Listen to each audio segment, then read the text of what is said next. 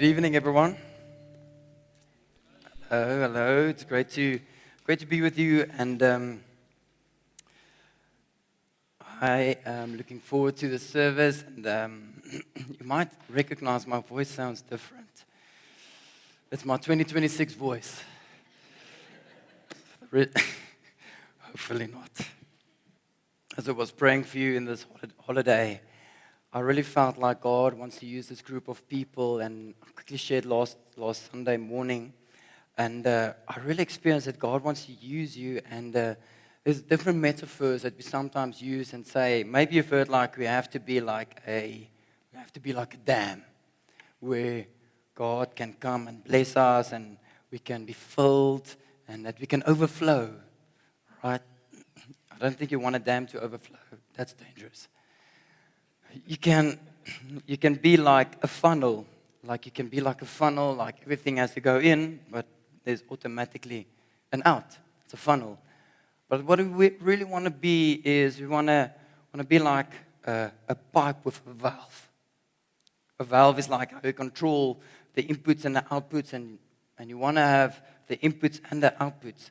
And my prayer is that we would have biblical input this year. That you as a person, that you would find God, you would read and study and enjoy His Word. So I want to encourage you, bring your Bible to church, read your Bible in the week. Don't just wait for a Sunday. It's not going to cut it. That's biblical input. And that means you're going to have to cut other inputs. You're going to have to cut news. You're going to have to cut social media. You're going to have to cut opinions. You have to cut. But you need to prioritize biblical input. But you can't just have input, you need to have output.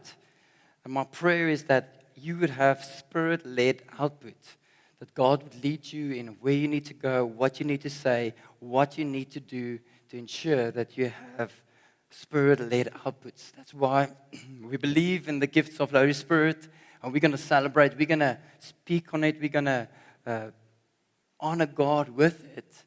But this is more important in your witnessing, that the Spirit will empower you to be effective witnesses, and may you have Spirit-led outputs. Amen? Amen. May that be true for us as a church, that we have biblical input and Spirit-led outputs. We are starting a new sermon series tonight, The Mission. The Mission. And this is what we're going to do, and it's a global preaching theme that we're going to do together. And we are discovering what is God's heart for the church. And over the next 4 weeks, we're going to study different passages from John, the book of John. And John was a smart guy because he followed Jesus. That's like obvious. But he wrote his gospel last. So he had all the crypt notes, all the resources, the first 3 gospels, Matthew, Mark, Luke. He used them and he looked at them and he said, hey, these guys, I want to make a seller here. I'm just going to explain everything that they've maybe missed, everything that I need to double-click on. He double-clicked on, and we're going to discover what is God's heart. And tonight, specifically, the Father's love. What is the Father's love for us? And maybe think of yourself personally, the Father's love. What does that mean? What does it mean to you to say, the Father's love? What does that mean to you? And our scripture for this evening is John 3, verse 16. All right, anyone heard that verse before? All right, so in Afrikaans, I grew up in Afrikaans home, so this was a song. I'm not going to sing it because it's the English service. No, I'm not. You can imagine, but you're literally just singing John 3:16. For God so loved the world that He gave His one and only Son, so that whoever believes in Him will not perish but have eternal life. What a beautiful verse, and I call this really like the summary of the gospel, the good news, so beautifully summarized in this one verse. And this one verse has been used over history by missionary groups, by different people, to encourage them and to lead them and to motivate them for their mission.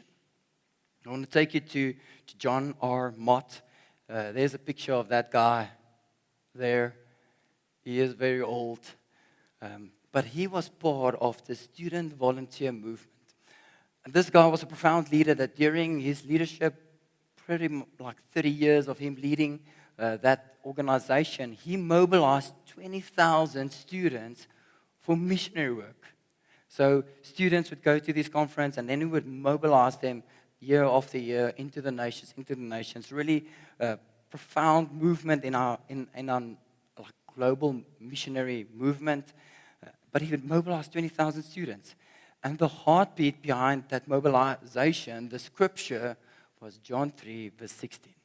For God so loved the world that he gave his one and only Son, so that whoever believes in him will not perish, but have eternal life. This scripture was at the core of this organization to mobilize, to go. The second guy I want to show a picture of is William Carey. Anyone heard of him? He did a great work in India, so he was a missionary to India, one of the first, and there were certain people groups that he was the first to reach, and he also translated they made 6 biblical Bible translations, was a great guy, and he sacrificed his life for the mission. And this was his scripture, John 3, verse 16. For God so loved the world that he gave his one and only Son, so that whoever believes in him will not perish, but have eternal life. That's William Carey. Then we get to the next picture is we have David Livingstone. Anyone? David Livingstone, getting a bit more familiar. He was part of the London Missionary Society, and this group is still active today. The name have changed, they've merged a few ways, still active, and this group, London Missionary Society, still have that scripture, John 3, verse 16. For God so loved the world that he gave his one and only Son, so that whoever believes in him will not perish, but have eternal life. And David Livingstone is quite an interesting guy because he named the Victoria waterfalls. So he was that guy, and he looked at that waterfall and he said, Victoria. Thinking back and probably giving honor to the Queen at that time, it wasn't the first to be there. There was a few other people that were there before them, but he named it. He named it Victoria Waterfall. So he did great work in Africa, mission from South Africa. He gave a great contribution to end the East African slave trade. So he contributed to slavery being abolished. So he did great work, and all in light of John 3:16. For God so loved the world that he gave his one and only Son. So we are going to study that. We're going to study that scripture tonight, John 3:16. I'm going to read that for us again. You should know it by now. For God so loved the world that he gave his only Son, that whoever believes in him should not perish, but have eternal life. Let's pray. Lord, may you bless this word tonight, Lord. May you remind us of the Father's love, what you're calling us in light of this scripture. We see in history, Lord, you've used this scripture. You've used John 3:16 specifically to mobilize, to send, to lead, Lord. And I pray that your word would teach us, would reprove us, would correct us, and train us tonight. I pray that in Jesus' name. Amen. What a beautiful verse, John 3:16. And there's 5 things I want to highlight from this verse. Firstly, is that we see from John 3:16 the greatest love. The greatest love. So this is the greatest love that we have ever seen in the history of the world, is the greatest love. It says, for God so loved the world.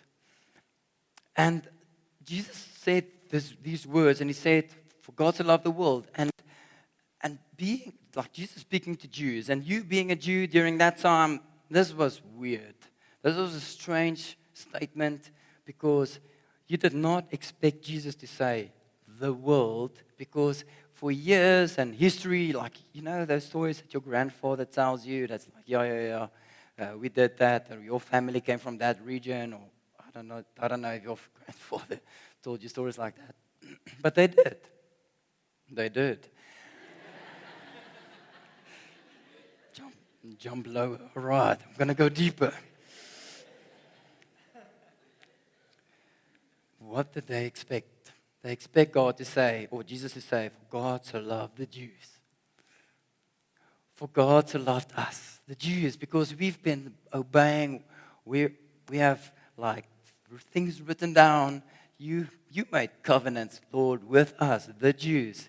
You moved us. You shifted us around. We've been working. We've been obeying. We've been laboring. They expected Jesus to say, I'm here for you. But Jesus said, for God to love the world. And we might think the same. We might expect God to say, for God so loved the church. For God so loved Christians. But it doesn't say that. It says, for God so loved the world. For so God loved the world so much. He loved the world so much. There's an intensity to the love of God to the world. And what does this world look like? Not very lovable. Even during that time, it was a dark world. The people didn't pray to God, say, God, please come, send your son. We are ready. Come now. They didn't pray that prayer. It was a dark world. It was messy. There was corruption. Even the Pharisees that should have been religious were like these hypocrites. They just made a lot of rules to follow. It was a dark place. And this world, it is not very loving. And I can think of a few people I don't love in this world. Maybe you can too. I want to give you a few examples of the people in my life that is difficult to love.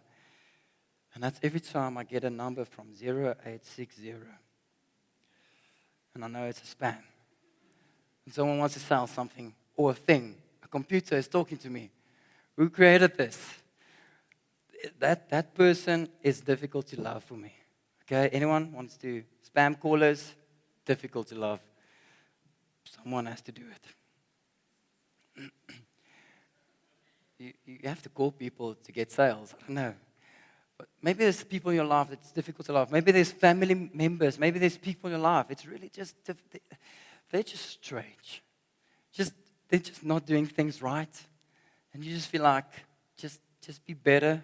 Maybe people in your life that you're struggling with. Maybe even you're coming now out of holiday, spending time with family that you forgot and they were a cousin. Now you are reminded they're still there. There's still family. There's still people that's in your family. They share a surname. And there might be people in your life that you realize, yes, these people are difficult to love. It might be people that you cross the street. It might be people that you drive by. Maybe you're here tonight and you study at Tuks. And there's someone here from Potch. Don't raise your hand if you're from Potch. Or you're going to study. We love you. We love you. No, so there might be people in your life. It's difficult to love. But imagine God seeing this world, not worshiping, not loving, not caring for the things that He cares for. But this is the greatest love. God so loved the world, the cosmos, everything. God so loved the world. And there's a scripture, 1 John 2, verse 15 to 16, that speaks of how dark this world is. Because it's instructing us, John is instructing us here. It says, do not love the world or the things in the world. If anyone loves the world, the love of the Father is not in him. And that really sounds like a bit of a contradiction there, because now God loves the world. And now here's the instruction. Do not love the world or the things in the world. But this passage, it carries on. It says, for all that is in the world, the desires of the flesh and the desires of the eyes and the pride of life, it is not from the Father, but it is from the world. So there's a lot of things in this world that is not right, that is not according to God's word, to His law, that God does not want us to love. But God still loves the world. It's the greatest love. First point. Second point is, we see from this passage, John 3 verse 16, for God so loved the world that He gave. It is the greatest gift in history. The greatest gift. And I'm not sure if you had a great Christmas gift ceremony. I think back to one year, we played this game. I don't like this game where you buy a present for someone. So it can be anyone. And then we had a budget, you buy this. And you think you're like very intentional. Then you put it under like at the tree. And then you pick a number. And then it's the order of what order you can get a present. So if you pick one and you're happy and you pick your thing. And then once you've picked that, it's not all done and over because someone can steal your present. I hate this game. Because one year I pulled like this very cool electric screwdriver set, life-changing. And I was looking forward to the projects I'm going to do in my house. I'm a provider. I'm going to do things in my house. And then last minute, someone steals my present. And I think I got cookies instead. And I did forgive them. And that is so 2 years back. But sometimes we get gifts that we don't like, and we take these gifts, and it might not be something temporary like cookies, because I hate them, but something that you that you don't want to use. It's not your present, it's not your thing, it's not what you wanted, and you pretty much use it maybe that one time because people are watching and are using this present, and as soon as the holiday is over, you just go and put it in the storeroom, or in the garage, or in your house, and you just never use them. And that's many times how we treat a gift. And that's so easily that we can treat this greatest gift of God. We use it, we receive it, we take it, and as soon as we don't have need for it, we just put it to the side. We forget about it. And then maybe in a year's time we remember, it's Christmas time, we need to remember about this gift. We need to remember about Jesus. And remember. But this greatest gift, it is life-changing. It is transformational. It is the greatest gift that God has ever given to the world that didn't even love Him. And this first step of giving is from God. This greatest gift, it is a gift from the Father. We see the Father's love. It is in action. Not just is it words. It says, for God so loved that He just did nothing. Just says it. No, for God so loved the world that He gave His one and only Son. It is the greatest gift. And this is really a biblical pattern that we can now follow. The Father sends His Son, and as the Father sends His Son, we are then commanded by the Son, and the Son sends us. Matthew 28, where Jesus commissions us. It's a pattern. The Father sends the Son, and the Son sends us. It's as we receive this great love, this great gift, this is an invitation for us to share that gift. It's not a gift just for us. And John 20, verse 21, it says, peace be with you as the Father has sent me. Even so, I am sending you. That in the same way that the Father sent Jesus, we are being sent in the same way. And this word that he gave, it has really like a dual purpose meaning, because at the one side, the meaning is he sent His Son into this world. So Jesus, He is born into this world. But at the same time, He lived a life, and this word give is He died for this world. So this give includes the birth as well as the death of Jesus.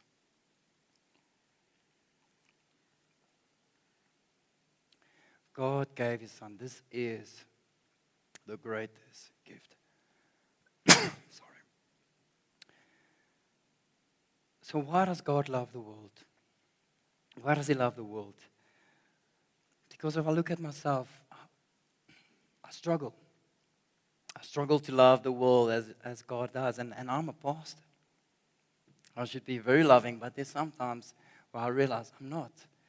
When we look at who God is anyone who doesn't love God does not know God. Anyone who doesn't love does not know God, because God is love. It is part of the essence of who God is. God is love. It is just His attribute. It's who God is. He cannot help it but to love. And if there's anything in this world that you doubt that, I want to tell you, that is a lie. God is love. And in this love, He is giving His Son to this world. And that leads us to the third point, the greatest invitation, that whoever believes in Him. And the thing about Christianity, and I don't know if you know this, it is very inclusive. Christianity is very inclusive because it doesn't matter how you got here today. I don't know if you walked here. I don't know if you drove here in a bakkie, Hilux. I don't know if you maybe came here on a bicycle. I don't know. It doesn't matter. It doesn't matter how you came here. It doesn't matter what your upbringing. It doesn't matter if you have an easy upbringing, a difficult upbringing. It doesn't matter what job you do. It doesn't matter what language you speak. It does not matter. It doesn't matter what your culture. It doesn't matter. It is very inclusive. You don't have to wear long robes to become a Christian. You guys, you look good. Well done for dressing up, coming to church. But you can really just come as you are. It's very inclusive. It is very inclusive. No matter where you stay, what you do, it is inclusive. But it is inclusive, but it is also exclusive. And at the same time, this invitation, this great invitation, is that whoever believes, this invitation, it is not just free and it's open for everyone. There's an invitation. Whoever believes, you have to place your faith in God. You have to believe in Him. You have to trust in Him. You have to place Him as your first love, your Lord and Savior. It is exclusive. It is not just open for anyone. There's a high exclusivity in Christ. And we are not ashamed to confess that and saying, you have to believe in Jesus as your Lord and Savior. And God sent Him, the greatest gift. And He's now providing us with this invitation. And imagine the best wedding that you ever wanted to go at. I don't know whose wedding that would be, but just think of that wedding and you get an invite and you are just so thankful that you got this invite. And you, with this invite, as you open the envelope to this invite, there's more invitations, there's more envelopes as you open it up. And it's the same way with this great invitation, that it comes with an invite. Your invite comes with an invite.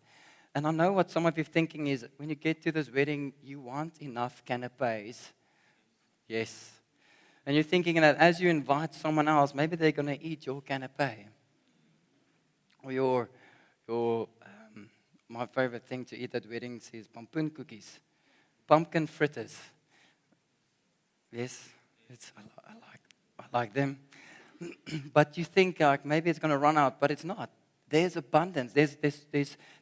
God's love is so great that we can invite. So as you're opening up this invitation, this great invitation to love, God is inviting us at the same time to go and invite others, to go tell them about this great invitation, about this great wedding, about this great event, this great invitation that you do not want to miss. This is the greatest invitation that whoever believes, you need to believe, we need to call out. It is our role as a church to extend this invitation. God is calling us to extend the invitation. It's the greatest invite. That takes us to the last point, or point number 4, and then there's point number 5. They go together. This invitation, as you follow it, as you believe, as you accept this great invitation, we receive the greatest escape. Because in that moment, we realize, the scripture says that whoever believes should not perish. This is good news. We, whoever believes, will not perish. We won't. We receive life. There's no more death. And when we look at the timeline, we look at when Jesus came, it was just at the right time. God sent His Son so that whoever believes, it's this great escape. And it's not like when you study and you procrastinate and you leave it to the last minute. Yes. And you think you're going to like just reach it just in time. God did not procrastinate. He sent Jesus at the right time in history for a reason, for a purpose. And He gave us this invitation so that we can have the greatest escape, so that we will not perish. Just in time. And this really leaves us with a purpose, because that means that we know of people where this is their reality. They have not received the great escape. They have not believed. They have not received the great invitation to escape. We know of people, know of friends, know of family that you have a purpose. We have a purpose. There's people outside of these walls that need to know God. There's a great escape that is available, that is possible in Jesus' name. It's a great escape. And if you have confessed Jesus as Lord and Savior, if you follow Him as your Lord, you have a great escape. It's on one side. On the other side is this contrast. If you accept, if you believe and you have this great escape, then at the same time, you have the greatest destiny. Is that you will not perish, but that we will have eternal life. You have a destiny. And you might be transitioning to a new thing this year. It might be a new position at work. You might start your first year at studying. Maybe you're on matric, you're wrapping up. Maybe there's things in your life you say, this year I'm going to do this. And there's maybe some few destinies that you've created for yourself. If I reach that position, then everything is going to fall in place. If I become a manager, if I become the head of this department, and you're forming your own destinies. If I only have sub-exams and not one that I have to carry through, then I've made it. And it's so easy for us to make these micro destinies. If I have this savings, if I have this retirement plan, if I don't stress at this moment about your retirement, stress later.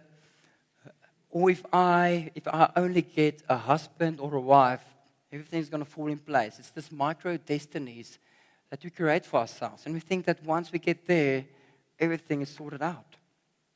And this holiday, my dad is about 6 years away from retirement, and he's now starting to talk about it.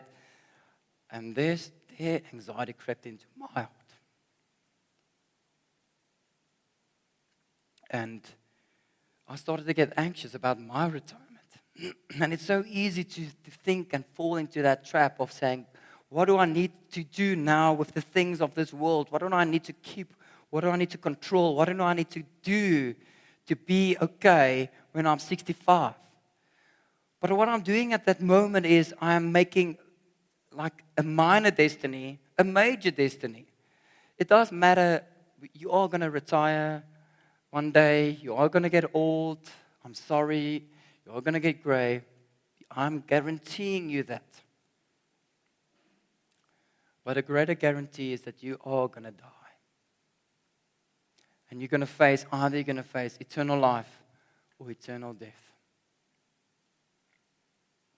And I don't want to make you anxious, but time is at the essence. And over this holiday, I got a WhatsApp, and someone was trying to get in hold of me.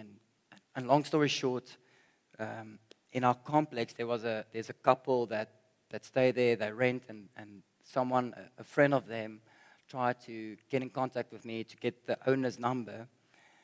And the sad story is that they were in a car accident, and they both passed away in an instant. And there's no one to pack up their things.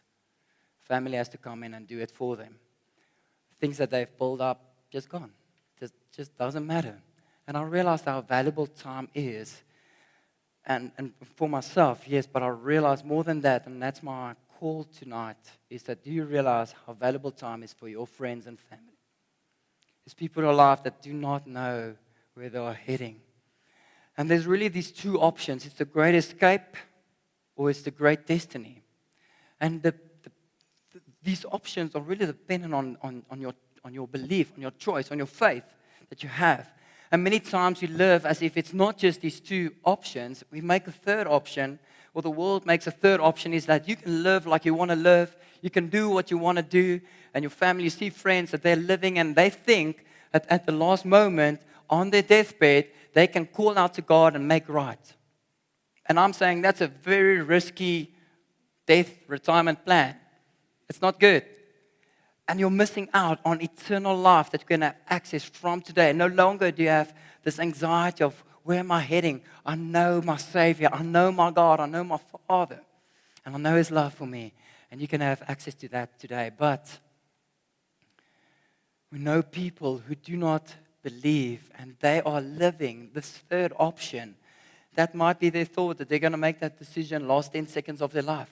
Or they believe and they think they're going to have opportunity. Once they die, there's going to be a place where they're going to make right somewhere. I don't know where that place is. It doesn't exist. Either you think you're going to come back in some way or form. That is not the truth. It's a lie. The truth is that you need to live your life in this world today, from tonight, the rest of this year, the rest of your life, as if there are only two options. Either you live as if you believe that Jesus is the Lord of your life, or you choose to believe as if He is not. It's really just two ways of life. And there's really no middle ground. And the reason why we do this is because we have received the Father's love. And it's the greatest news, it's the greatest thing when you receive God's love. And yes, there's great things in His life. There's good things. There's nice things. There's good coffee. You need to find it, but there is good coffee. I enjoy my marriage with my wife. I enjoy my son. He is a blessing. There's things that we enjoy. I enjoy work. I enjoy nature. There's things that we enjoy. But nothing can compare to the love we have to God. And whatever joy you want to find in the things that you don't yet have, whether it's husband, work, finances, resources, the joy and the fullness that we receive in God, and it might not be fully in this lifetime. And you might be alone at some weddings, or might be poor at some braais. You're coming with your wors and not a rabbi. It might be true to you, but the riches, the wealth that we're going to receive in heaven, the pleasure, the companionship, the freedom, no sickness, no health we're going to receive in heaven, it does not compare to the greatest love I received from my life and my wife and my son. It can't compare. And what the world many times does, it lies and say, this is where true love is. Find your husband. This is where true joy is. Buy a car on debt. This is where true love is when you go on holiday and you can rest when you want. When you travel, this is true life. This is true things, but it's not. True love is from the Father. For God to love the world, that He gave His one and only Son, so that whoever believes in Him will not perish, but have eternal life. I want to take you back to Mr. David Livingstone.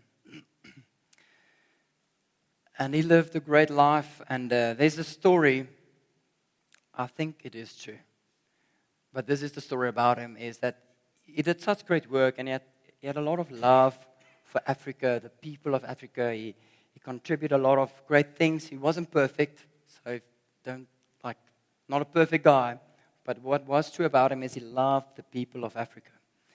And what happened to him is he died in Africa while doing missionary, while still being here.